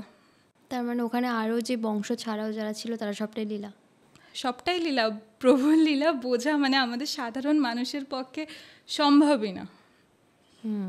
লীলা চরিত্র বোঝা সম্ভবই না। মানে কিছু হয়তো আমরা এই কথাটা শুনি যে হ্যাঁ এটা লীলার মধ্যে পড়ে, লীলার একটা ছোট্ট পার্ট খালি, উনি বাস একটা তুড়ি মেরে যে কত কি করে দিতে পারে সম্ভবই না বোঝানো, না আমাদের ভাবনা ক্যালকুলেশনের বাইরে। বুঝলাম। না অনেকটা বড় একটা জিনিস এই দিকটা। আচ্ছা, অনেকে বলে যে রাধাকৃষ্ণের বিয়ে হয়েছিল, আবার কেউ বলে না বিয়ে হয়নি। কোনো একটা বিশেষ জায়গায় পাথর ঘষলে সিঁদুর পড়েছিলেন, শুনেছিলাম যে রাধারানী সিঁদুর পড়েছিলেন কোনো একটা জায়গায়। মানে আসলে সত্যি কি বিয়ে হয়েছিল না বিয়ে হয়নি? বিয়ে বলতে প্রথম কথা হচ্ছে দুজনে আলাদা কেউ না। প্রথম কথা দুজনের মধ্যে কোনো আলাদা নেই। শ্রীকৃষ্ণের হালাদিনী শক্তি হচ্ছে রাধারানী, যার জন্য শ্রীকৃষ্ণ, কেউ কাউকে ছাড়া থাকতে পারবে না, প্রথম কথা। দুজন এবার আলাদা হলে সেক্ষেত্রে হয়তো বিয়ে বা এরকম কিছু হয়, কিন্তু যে বিয়েটা করা হয় মানে এটা হচ্ছে ব্রহ্ম বিবাহ, একদম ব্রহ্মদেব স্বয়ং পুরোহিত থেকে বিয়েটা করান। সেটা এখনও আছে বান্ডিরবানে। তো ওখানে আছে এখন ওরম মূর্তি রাখা, সাক্ষাৎ বিয়ের একদম মূর্তি বসানো, একদম ওরকমই এক্স্যাক্ট আছে। এই কোশ্চেনটা অনেকেই করে, আমাকে আসেও যে হ্যাঁ আছে, বিয়ে হয়। আর আমাদের এই যে যে উপাসনাটা, মানে এটা নিকুঞ্জে যে রাধাবল্লভ লাল, বিশেষ করে বৃন্দাবনের এই রাধাবল্লভ লালে তুমি যখনই যাবে, আজকে এই বিবাহ কালকে ওই বিবাহ, এটা পুরোটাই বিবাহ উৎসবে। আচ্ছা, মানে কোনো না কোনো বিবাহ লেগেই আছে। আজকে একটুখানি ফুল জড়ো করবো সবাই মিলে, রাধার মাধবের বিয়ে দেবো, এটা একটা লেগে আছে। এটা সবটাই এটা ওপরে মানে নিকুঞ্জে এটা হামেশাই হয়ে থাকে, রাধা মাধবের বিয়ে রোজই কোনো না কোনো কারণে। তো এটাই মাঝে মাঝে যখন কোশ্চেন করে, মানে এটা কি হয়, এরা জন্মানোর পর একটা লীলা করে যাওয়া, এক্স্যাক্টলি ওরা আলাদা কিছু না, বিয়েও কাদের হবে, ওদের রোজই বিবাহ হচ্ছে। এই ওখানে গিয়ে অনেক বিদেশিদের সাথে মিশেছো, কথা বলেছো? হ্যাঁ হয়, ইস্কনে গিয়ে না কথা সেভাবে বলা হয়নি কখনো।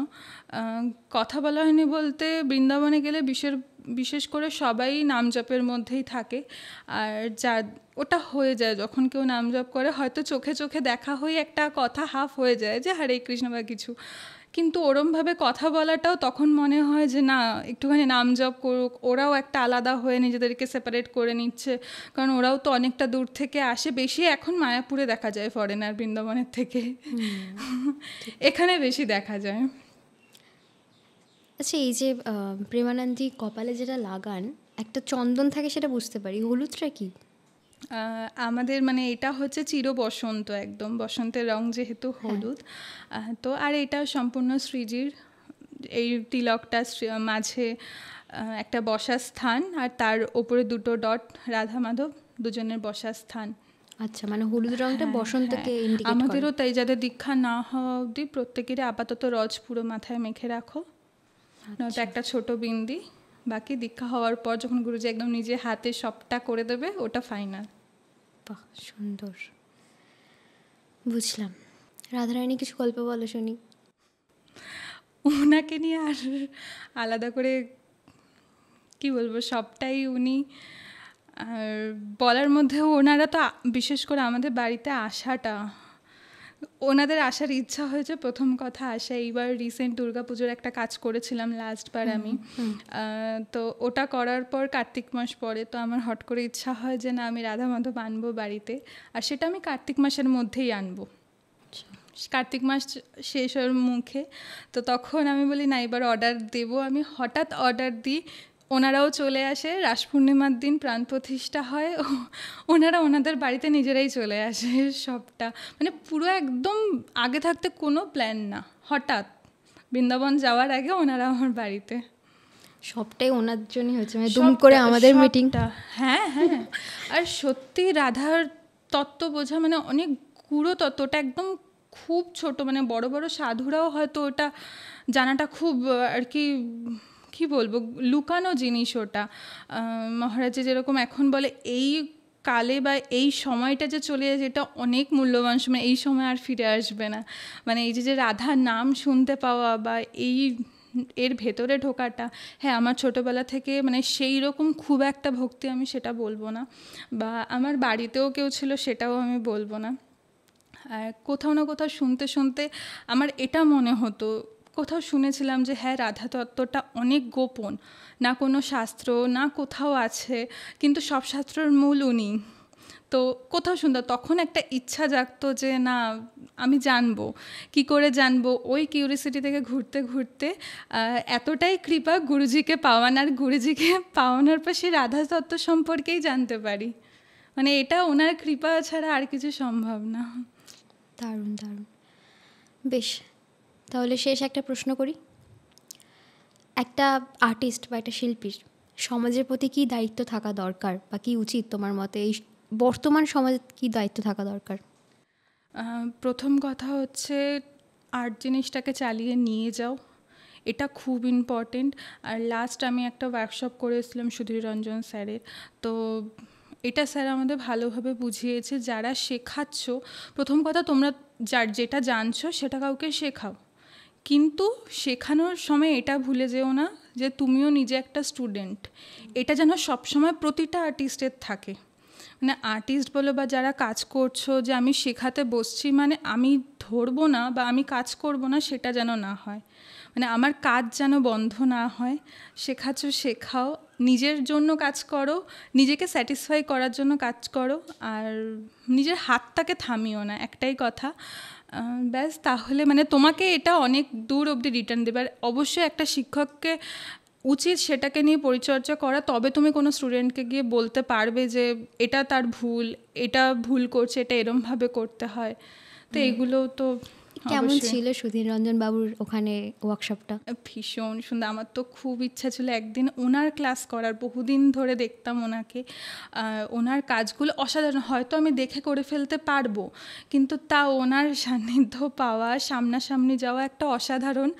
প্রথম দিন তো খুব ভয় লাগছিলো স্যার কীরকম হবে না হবে, একদম সাধারণ, এত ভালো সামনে এসে কাজ দেখালেন উনি, করলাম, করার পর কথা বললো, ছবি তুললো। হ্যাঁ, স্যারের ওখান থেকে ওই জিনিসটাই জানতে পেরেছি যে প্রতিটা শিক্ষককেও যেন সে কাজ করে যায়। এটা ভালোভাবে স্যার বুঝিয়েছে যে আমি টিচার হয়ে গেলাম মানে আমি এবার খালি শেখাবো, আমি কিছু শিখবো না, সেটা যেন না হয়। এটা স্যার ভালোভাবে মাথায় ঢুকিয়েছে ওয়ার্কশপে। শেষ প্রশ্ন বললাম কিন্তু শেষ হলো না, আবার আমার মনে প্রশ্ন জেগে যাচ্ছে। আচ্ছা, এই যে এই ওয়ার্কশপগুলো কতটা কার্যকরী হয় শেখার জন্য? কার্যকরী বলতে এটা দেখো, এটা হচ্ছে স্টুডেন্টদের এক জায়গায় নিয়ে আসা, একটা আইডিয়া দেওয়া, এখানে এরকম টাইপের কাজ হয়। এবার অনেকে আছে ওয়ার্কশপের পর আর সেই কাজ নিয়ে হয়তো ধরেও দেখে না, আবার অনেকে আছে না এটা নিয়ে চলতে চায়। এটা হচ্ছে একটা মেসেজ, এরকম আমি ক্লাস করাই, তোমাদের যদি কোনো ইন্টারেস্ট থাকে সেক্ষেত্রে তোমরা ক্লাস করো বা এই সম্পর্কে জানো। আর স্যার আমাকে বিশেষ মানে আমাকে না সবাইকে আমাদের ওখানে এটাই বুঝিয়েছে যে মানে এই যে কপি হচ্ছে, আমি একসময় এটাই ভয় পেতাম, মানে হতো যেটা এখন লোকে মানে কপি তো করছেই, কিন্তু কেউ যদি সেটা দেখে করে তাকে বলতে এতটা বেশি এগিয়ে যায় কোনো কিছু ইন্সপিরেশন বা কিছু লিখলেও মানে দুবার ভাবে না এখন কেউ। তো সেটাও আমার হতো যে স্যারের এরকম কাজ করব, কেউ যদি কিছু বলে পুরোপুরি, কারণ দেখো প্রথম শেখাটা আমরা কেউ হট করে ইউনিকনেস ভাবতে পারবো না, কারোরটা দেখে দেখে আগে করলাম, করে এরপরে একটা রিদিম আসলো, তারপর আমি নিজেকে চেঞ্জ করে আমার মতো করে একটা নতুন কিছু আইডিয়া করলাম। তো স্যারেরও তাই ছিল, একটা মনে ভয় ছিল যে স্যারের কাজ কপি করব। তো আমার এখানে যাওয়া মেন কারণ হচ্ছে এবার যদি আমাকে কেউ বলে আমি বলতে পারবো আমি স্যারের কাছে শিখেছি, স্যারের স্টুডেন্ট, খালি এই কারণেই যে না চলে যাব। তো এইটাই কোথাও না কোথাও ওটাকে চালিয়ে নিয়ে যাওয়ার জন্য স্যার লাস্টে আমাকে এটা বলে যে এটাকে ধরে রেখো, এটা চান যে এই আর্ট ফর্মটা যাক, এগিয়ে যাক, কোথাও যেন এই কপি বা মানে কোনো যে ইন্সপিরেশন বা এইগুলো বলার চক্করে কোনো আর্ট ফর্ম যেন ভয়ে থেমে না যায়। এটাই বাহ, দারুণ বলেছে। যে কোনো আর্ট ফর্ম থেমে গেলে যদি এই যে জিনিসটা আলপনা বা এই কলকা যদি এরকম আস্তে আস্তে আমরা যদি খুব বেশি আটকাতে থাকি কোনো আর্টিস্টকে, সেটা আর এগোবে না। যদি কপি হয় কোনো না কোনোভাবে দিয়ে এগিয়ে ঠিকই যাবে, আর্ট ফর্ম যেন থেমে না যায়। বাহ, দারুণ সুন্দর। এই ফলোয়ার্স বা এগুলো খুব ইম্পর্টেন্ট, কারণ এই সুধীর রঞ্জন বাবু যার কথা বললেন, ওনার দেখলাম খুব একটা ফলোয়ার্স কিন্তু কিছু নেই, কিন্তু উনি খুব ফেমাস। হ্যাঁ, দূরদর্শনে বহু বছর আগে পুরোনো দিনেও তিনি কোথা থেকে একটা পুরস্কার পেয়েছিলেন, শান্তিনিকেতনের ওখানে বাড়ি, স্যারের নিজের বাড়িতে এখনও চর্চা করেন, এখনও কাজ করেন। তো দরকার, স্যারও সেই নন্দলাল বসু বা ওনাদের কথা বলে আসছিলেন। তো ভীষণ ভালো ওটাই যে কাজ করতে বসো, ধৈর্য শক্তি তোমার আস্তে আস্তে এমনিই বেড়ে যাবে। এটা বারবার বলেছিল যে একদম বসো আগে, সেটা আস্তে আস্তে চালিয়ে নিয়ে যাও, কিন্তু এই জিনিসটাকে থামিয়ে দিও না। যেরকম এখন ওই স্যার যেটা বলে আলপনা বা ঘরে একটুখানি আলপনা, এত কাজের প্রেশারে এখন মানুষ সেটা ভুলেই গেছে অলরেডি। বাড়িতে আগে সবার ঘরে কিছু অল্প ছোটোখাটো হলেও নিজেরা আলপনা দিত, হ্যাঁ দিত, সেটা একদম যেতে বসেছে সবটাই। ঠিক ঠিক। তো এই ফলোয়ার্স বা সোশ্যাল মিডিয়ায় একটু নিজেকে ফেমাস করাটা কি কতটা ইম্পর্টেন্ট বলে মনে হয়, নাকি এটার কোনো ইম্পর্টেন্সই নেই একজন আদর্শ আর্টিস্টের কাছে? না দেখো, এবার আমরা যেহেতু সোশ্যাল মিডিয়া থেকেই ওঠা, মানে উঠিনি এখনও পুরোপুরি, তাও যতটা এসছে ওদেরই ভালোবাসায়। সোশ্যাল মিডিয়া না থাকলে পরে সেক্ষেত্রে হয়তো কাজ করতাম, এত লোকের কাছে এত তাড়াতাড়ি পৌঁছাতাম না, যেটা হয় পৌঁছায় লোকের কাছে। তুমি যদি ভালো কাজ করো সেটা অবশ্যই লোকের কাছে যাবে, সেটা যে কোনোভাবেই যাক না কেন যাবেই, তোমাকে চিনবেই। সেটা এখন সোশ্যাল মিডিয়া হয়ে গেছে, মানুষ এখন মানে অল্প কিছু করে হুট করে ফেমাস হতে চায়, এটা আছে যে হয়, কিন্তু ওটাও অত তাড়াতাড়ি হবে না, তোমাকে ওটার পেছনে খাটতে হবে কয়েকদিন, কারণ সবারই ওই 10-15টা লাইক থেকেই আস্তে আস্তে বাড়ে। একদম শুরু ওই ফলোয়ার্সের প্রথমে 0 থাকে, সবার প্রত্যেকের থাকে 0, ওখান থেকে ধীরে ধীরে নাম্বারটা বাড়ে। ঠিক, একসময় 0 থাকে, পরে যখন পেছনে 0টা লাগে তখন বেশি ভালো লাগে। কিন্তু হয় ফলোয়ার্স কাজ করে, অনেক জায়গায় কাজ করে, কিন্তু আবার অনেক সময় ফলোয়ার্স দেখিয়ে সবটা করা উচিত না। ঠিক, এবার মানে লোকের কাজ দেখে তুমি ফলো করো, এটা আমি সবাই স্টুডেন্টদের বলি, যে যেরকম কাজ করছে একটু দেখে, ভালো দেখে ইন্সপিরেশন বানাও, যাকে তাকে ইন্সপিরেশন বানিও না।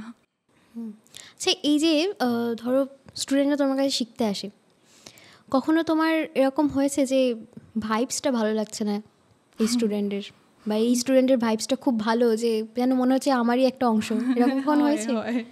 অনেক সময় হয়, আমি নাম নিচ্ছি না, তাহলে তারা খারাপ পাবে। নিশ্চয়ই, একদম না, তাহলে আমাকেও মার খেতে হবে। না না, বাট হয় এরকম কিছু কিছু সময়। তারপরে ওই মাথায় আসে যে না, আমাকে শেখাতে হবে, তো আমার শেখানোটা কাজ, কে ভালো বা কে খারাপ সেটা কাজ না। আবার যাদের ভালো লাগে, আমাকে ভালো লাগে, ওরা হয়তো এমনিও এখনও তাদের সাথে হয়তো কথা হয় পার্সোনালি, তো এরকম আছে, হয়। তোমার ধরো যার ভাইবসটা তোমার ভালো লাগছে না, তাকে যখন কাজ শেখাচ্ছ, তোমার নিজের মধ্যে কোনো নেগেটিভিটি আসে না, বা তোমার নিজের ভালো লাগে না? কোথাও মনে হয় না যে তোমার এনার্জিটা ড্রেন হয়ে যাচ্ছে? হ্যাঁ, সেটা বলবো না, তবে হ্যাঁ, এই ভাইবের যে ব্যাপারটা বললে এটা আমার মধ্যে খুব কাজ করে। যে ধরো এখন দরকারের জন্য কারোর সাথে হয়তো কথা বললাম, আমার ভাল লাগছে না, তাকে জোর করে কথা বলছি, কিছুক্ষণ পরে হয়তো আমি আর কথা বলবো না, এরকম আমি হয়তো আমার কাজের মধ্যেই থেকে যাব। এই জিনিসটা আমার নর্মাল লাইফে হয়ে থাকে প্রায় হয়, তখন হয়তো আমি কাজ থেকে আর মুখ তুললাম না। আর বিশেষ করে এখন গুরুজির কৃপায় নাম জপ চলতে চলতে এখন হুট করে কথা বলতে ইচ্ছাও করে না। যেইটুকুনি আমি ক্লাস করাতে বসি এটা ভাবি সবার মধ্যে যেহেতু ও আছে, আমি যখন দিচ্ছি সেটা সবাই পাবে, ও পাবে, তো ওটা মিলে যায়, মানে ইগনোর ব্যাপারটাকে ছেড়ে দিতে ওটা হবে। চলে এসছে এখন। বুঝলাম। বেশ, তাহলে আজকের গল্পটা এখানেই ইতি করা যাক। পরবর্তী কোনো একটা আর এক নতুন মানুষের সাথে দেখা হচ্ছে আপনাদের সাথে খুব তাড়াতাড়ি।